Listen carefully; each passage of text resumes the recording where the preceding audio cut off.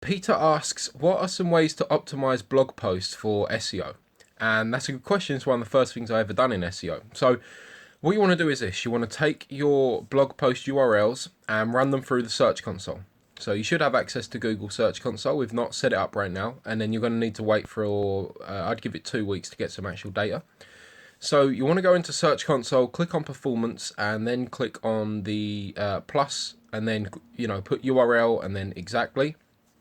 And then you want to put in each of the URLs and just go through them manually and have a look at what you're currently getting clicks on and what you're currently getting impressions on. If a blog post isn't getting any clicks at all, which I'm going to assume is probably going to be quite likely in this scenario, then what you want to do is order by impressions. So click on the impressions tab, the top part of the where it says the title of impressions. Click on that, and then see the keyword you're getting the most impressions for. That's the way Google tells you what you can rank for, you could rank for, what it sees you as most relevant for.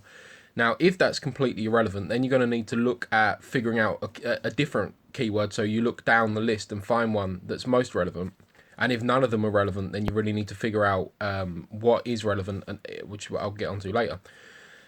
But once you find that one that is relevant from the Search Console for that particular page, what you want to do is open out a spreadsheet. So this is going to take you, depending on how many blog posts you have, this is going to take you maybe 2 hours or so, right? You go through every one and then you map it in a spreadsheet. So just open Google Sheets and paste the URL on the left, and then next to it, paste the keyword. Next to it, paste the keyword, and then what you want to do is look at the page afterwards. So after you've made your list, then go through and make the on-site optimizations. So go through each of them and make sure that that keyword is in some way in the title tag. It's got to look natural and make sense. So you might just want to change what your article is called. You want to change your H1 tag. So H1 tag, title tag, and then you're going to make sure that you've actually got that keyword in your blog content as well. So if your page is getting absolutely no traffic at all, you're probably safe to change the URL.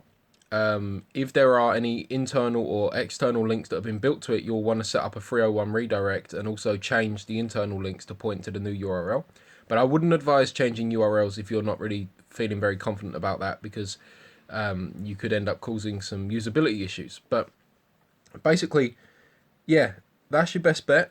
And then the other thing is, so if there's no keywords in there that seem relevant at all, what you want to do is go into buy keywords everywhere. It's like $10 and it'll be the best $10 you've ever spent.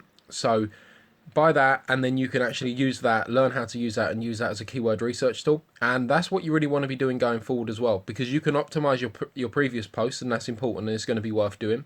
But going forwards, you don't really want to be creating content if it's not going to have any traffic potential, because you may spend a day, 2 days working on something that may never bring you in any traffic. So you want to make sure that you actually find what people are looking for and create content around that thing.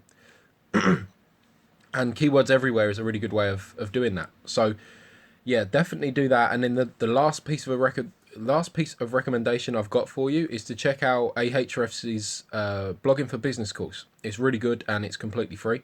Go through that. Ahrefs is the best SEO tool in my opinion. I would advise getting that, but it's quite expensive. But regardless, I would go through it anyway, because it's going to help you figure out how to look at this stuff and really choose what blogs are worth writing and which ones aren't. Hopefully this helped.